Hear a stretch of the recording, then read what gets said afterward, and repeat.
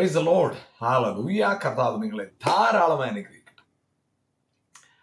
കർത്താവിന്റെ സ്നേഹം മാറാത്ത സ്നേഹമാണ്. ആ സ്നേഹം നമ്മുടെ ജീവിതത്തെ തൊട്ടതാണ് നമ്മുടെ ജീവിതത്തിന്റെ അവസ്ഥ മാറ്റിയത്, അല്ലേ?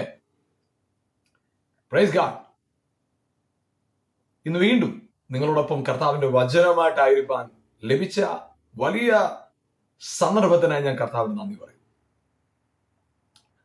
നമുക്ക് അന്യോന്യം കൈമാറാൻ പറ്റുന്ന ഏറ്റവും വലിയ സമ്പത്താണ് ദൈവവചനം. നിങ്ങൾക്ക് എന്നോട് പറയാം, എനിക്ക് നിങ്ങളോട് പറയാം. നമ്മുടെ ജീവിതത്തിന്റെ സകല മേഖലകളിലും നമ്മളെ നടത്തുന്നത് ദൈവവചനമാണ്. വചനം നമ്മുടെ അസറ്റായിട്ട് മാറിയത്. ഒന്നിനെ കുറിച്ചും ഭയപ്പെടണം. വചനം നമ്മുടെ അസറ്റാണ്. പലപ്പോഴും വചനം നമ്മുടെ അസറ്റല്ല.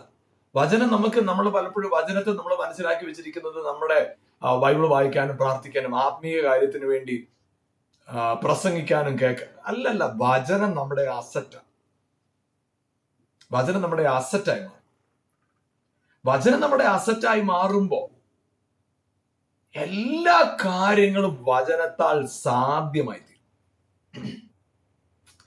ചിലർ പറയാറില്ലേ, എനിക്ക് ആ ബന്ധം ഒരു അസറ്റ്. അദ്ദേഹത്തിന് അദ്ദേഹത്തിന്റെ ആ ഡിഗ്രി, അദ്ദേഹത്തിന്റെ ആ എഡ്യൂക്കേഷൻ ഒരു അസറ്റാണ്. നമ്മളെ സംബന്ധിച്ചിടത്തോളം നമ്മുടെ വലിയ അസറ്റാ വചനം. വചനം ചിലര് പറയാറുണ്ടല്ലോ, ചിലര് അദ്ദേഹത്തിന്റെ ആരോഗ്യം ഒരു അസറ്റാ. അദ്ദേഹത്തിന്റെ ആരോഗ്യത്തെ സൂക്ഷിക്കുന്ന ആളാണ്.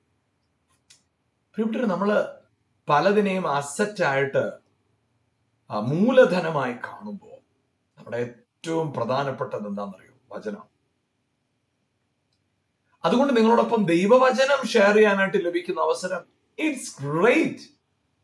It's really valuable. മൂല്യമുള്ളതാണ്. അതുകൊണ്ട് ഈ തുറന്നുള്ള സമയം വരുന്ന 25-30 മിനിറ്റ്സ് നിങ്ങൾ തിരക്കായിരിക്കാം, എനിക്കറിയാം. ഒരുപക്ഷെ നിങ്ങൾ ജീവിതത്തിന്റെ കാര്യങ്ങൾ ആരംഭിക്കുന്ന സമയമായിരിക്കാം, ചിലപ്പം ഇല്ലെങ്കിൽ ജോലികളെല്ലാം ചെയ്ത് ക്ഷീണിച്ചു വന്നിരിക്കുന്ന സമയമായിരിക്കാം, വിശ്രമിക്കാൻ ഒരുങ്ങുന്ന സമയം. ഏത് സമയമാണെങ്കിലും നിങ്ങളൊരു അല്പസമയം ഈ വചനത്തിന് മുമ്പിൽ നിൽക്കാം. നിങ്ങളുടെ ജീവിതത്തെ മാറ്റിമറിക്കാൻ വചനത്തിന് കഴിയും. നിങ്ങളുടെ കാഴ്ചപ്പാടിനെ മാറ്റിമറിക്കാൻ വചനത്തിന് കഴിയും. നിങ്ങൾ ചില കാര്യങ്ങൾ മനസ്സിലാക്കി വെച്ചിരിക്കുന്നത് ചിലപ്പോൾ ശരിയായ വിധത്തിലായിരിക്കത്തില്ല. വചനത്തെ നിങ്ങൾ കുറച്ചുകൂടെ അത് മനസ്സിലാക്കുമ്പോൾ നിങ്ങളുടെ അകത്ത് കർത്താവിനെ കുറിച്ചുള്ള ബോധ്യം ലഭിക്കുമ്പോൾ നിങ്ങൾക്ക് പുതിയ സ്റ്റെപ്പുകൾ എടുക്കണം. പുതിയ ജീവിതത്തിന്റെ ചുവടുകൾ വെക്കാനായിട്ട് ബലം പകരുന്നതാണ് ദൈവവചനം. ആകയാൽ give priority to the word of God. ദൈവവചനത്തിന് പ്രാധാന്യം കൊടുത്ത് ഇന്ന് നിങ്ങൾ കേൾക്കുന്ന ഈ വചനം നിങ്ങളുടെ ജീവിതത്തിന്റെ അവസ്ഥയെ മാറ്റാൻ പവർഫുൾ, അവസ്ഥയെ മാറ്റാൻ ശക്തിയുള്ളതാണ്.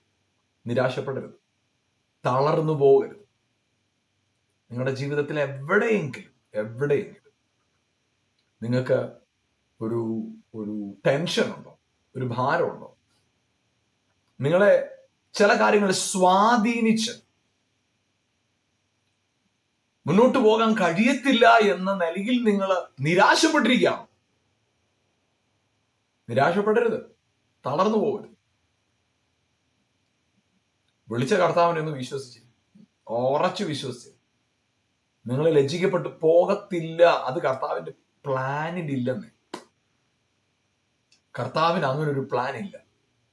നിങ്ങളെ നിരാശപ്പെടുത്താൻ, തകർത്ത് കളയാൻ കർത്താവിന് ഒരു പ്ലാൻ ഇല്ല.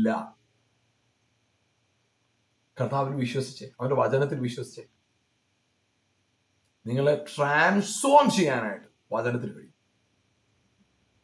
പലപ്പോഴും നമ്മുടെ ജീവിതത്തില് ചുറ്റുപാടുകളിൽ നിന്ന് ഇഷ്യൂസ്, വെല്ലുവിളികൾ ഉണ്ടാകും.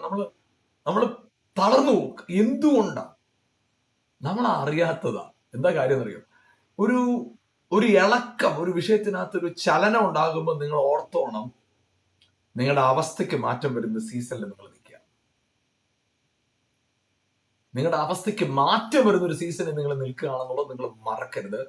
ചലഞ്ചുകളുടെ നടുവിലാണ് നിങ്ങളിലുള്ള ദൈവപ്രവൃത്തിയുടെ ആ സ്വാധീനത്തെ നിങ്ങൾ തിരിച്ചറിയണം. നമുക്കറിയാം, യോസഫിനെ യാക്കോബ് സ്നേഹിച്ചതുപോലെ തന്നെ നമ്മൾ ശരിക്കും ദൈവവചനത്തിൽ വായിച്ചാൽ കുറച്ചുകൂടെ അല്പം അധികമാവണോ എന്ന് ചിന്തിച്ചു. ബെന്യാമീനെ യാക്കോബ് സ്നേഹിച്ചു.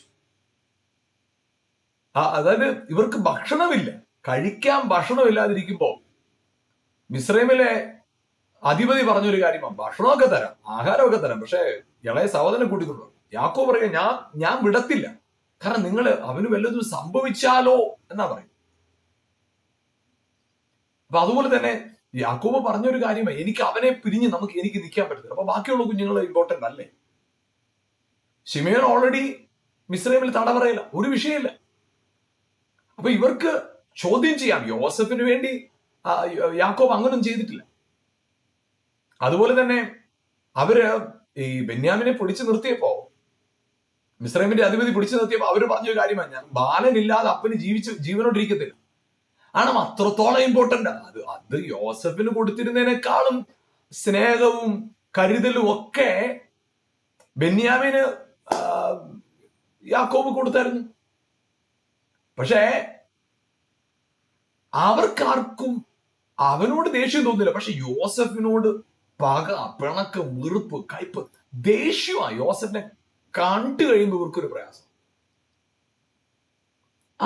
എന്തുകൊണ്ട് യോസഫിനോട് ഇത്ര വലിയ വൈരാഗ്യം സഹോദരങ്ങൾക്ക് വരാൻ കാരണം? യോസഫ് എന്തെങ്കിലും തെറ്റ് ചെയ്തിട്ടാണോ? അല്ലല്ലോ.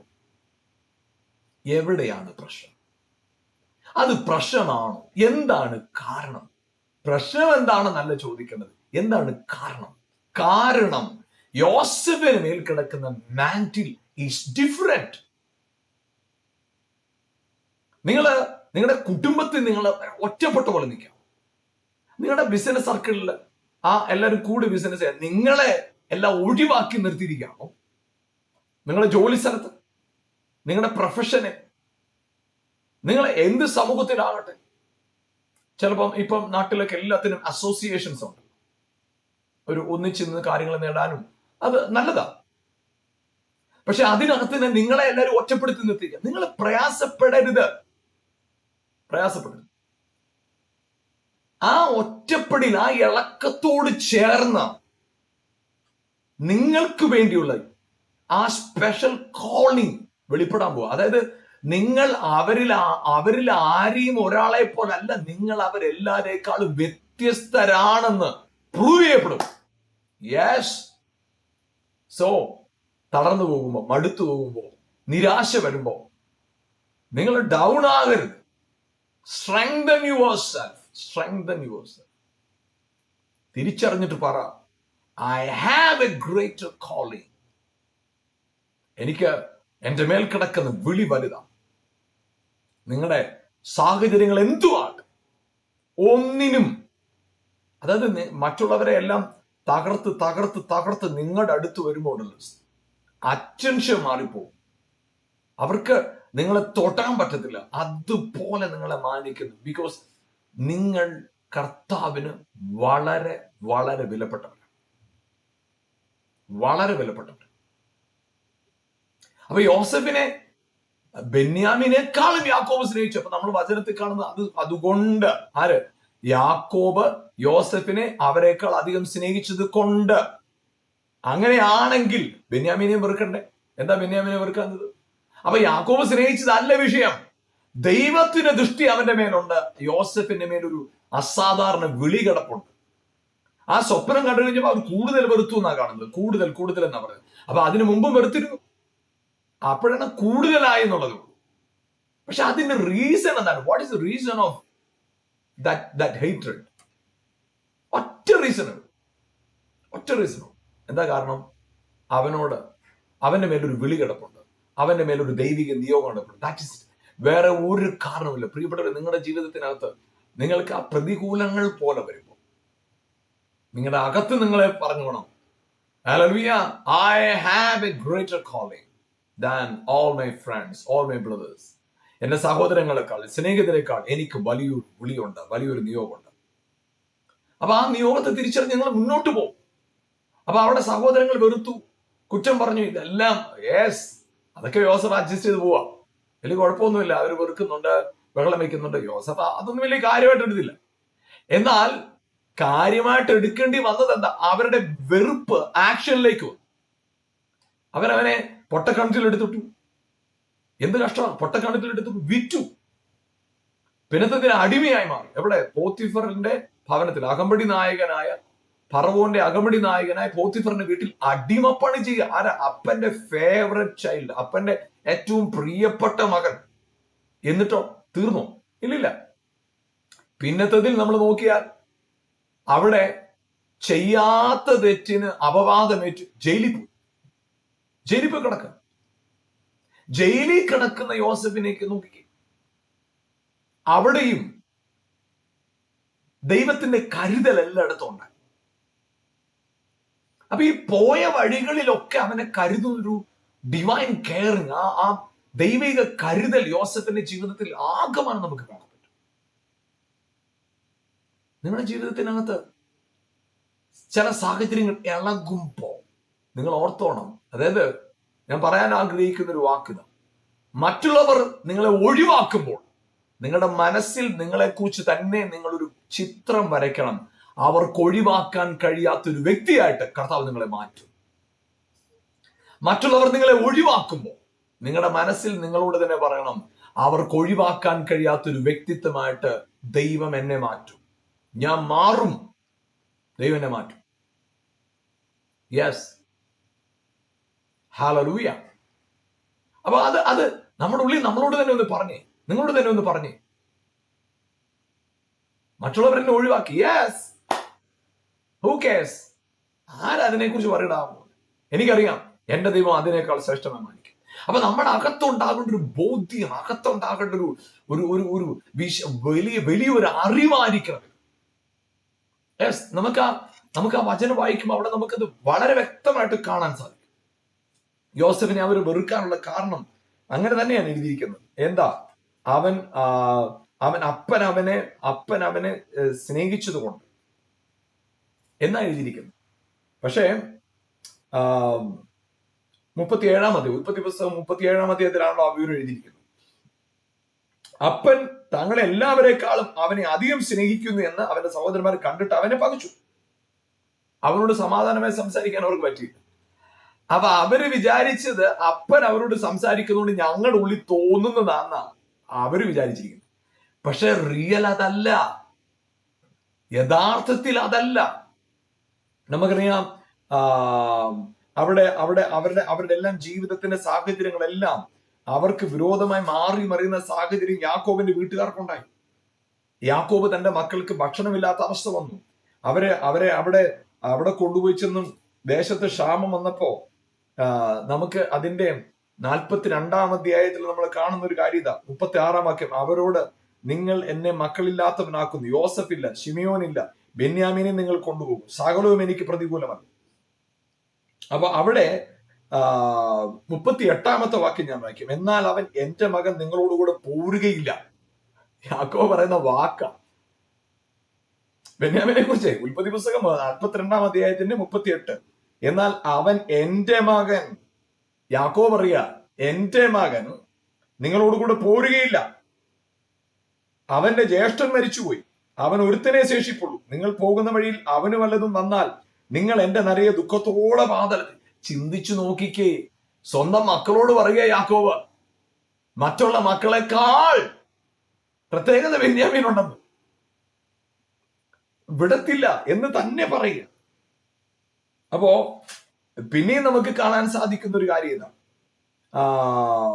നമുക്ക് അവിടെ വീണ്ടും നമുക്ക് വായിക്കാം 6-ാമത്തെ വാക്യം, അതിന്റെ 43-ന്റെ 6 ഞാൻ വായിക്കാം. നിങ്ങൾക്ക് ഇനിയും ഒരു സഹോദരൻ ഉണ്ടെന്ന് നിങ്ങൾ അദ്ദേഹത്തോട് എനിക്ക് ദോഷം വരുത്തിയത് എന്തിനാ? അപ്പോഴ് ഹല്ലേലൂയ, അവിടെ അവര് ചിന്തിച്ചു നോക്കുക, ഇത്രയും ഇമ്പോർട്ടൻസ് ബെന്യാമീന് കൊടുത്തിട്ടു യഹൂദയും രൂബേനും ഒക്കെ പറഞ്ഞ, ഞാൻ അവന് വേണ്ടി നിൽക്കാം, ഞാൻ അവനെ നോക്കിക്കോളാം, ഞങ്ങൾ നിൽക്കാം, ഞങ്ങൾ അവന് വേണ്ടി വാദിക്കാം, ഞങ്ങൾ അവന് വേണ്ടി മരിക്കാൻ റെഡിയാ.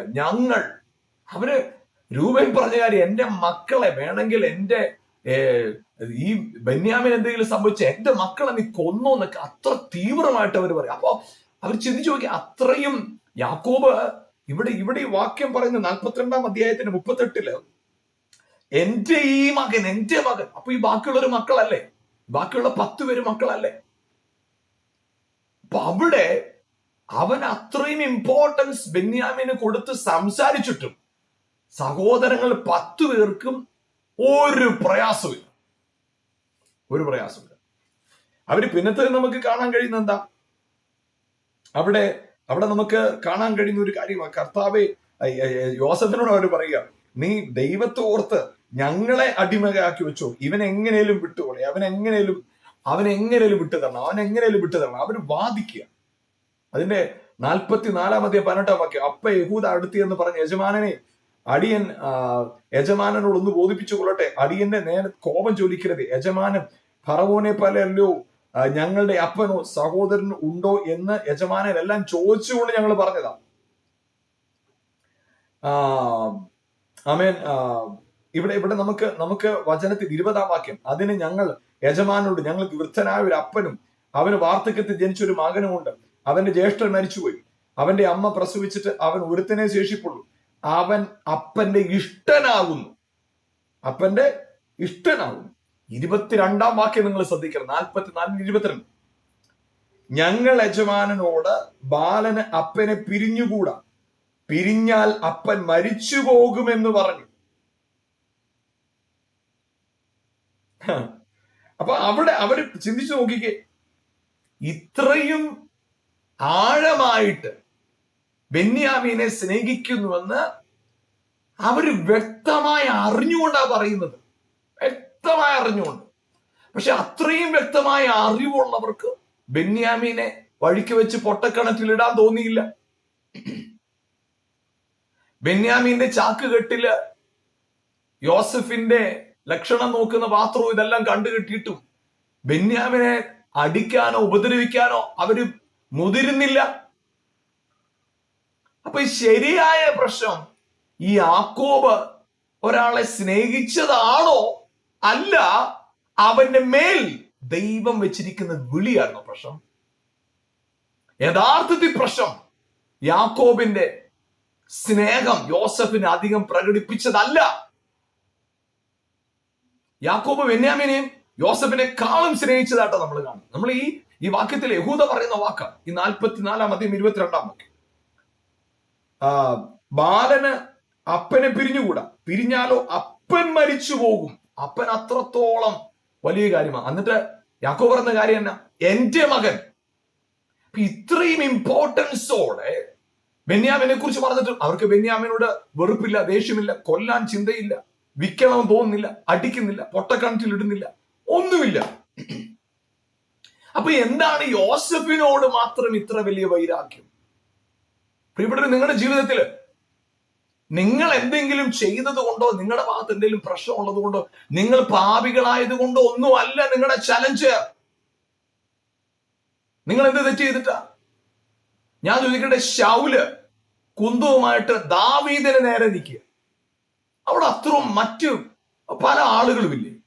അവരുടെ ആരോടും ശൗലിന് ഒരു പ്രയാസമില്ല, ദാവീദിനെ കാണുമ്പോൾ പ്രയാസം.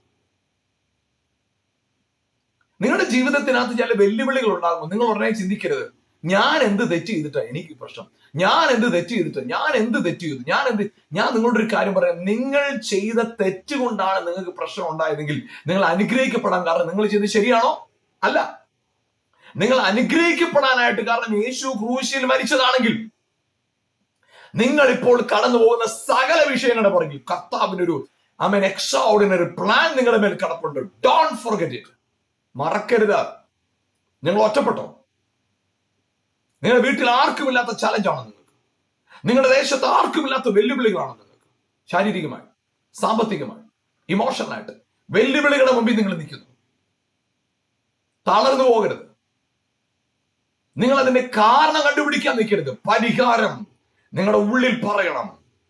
It's all things happen not because of my mistakes but because of the anointing which I have,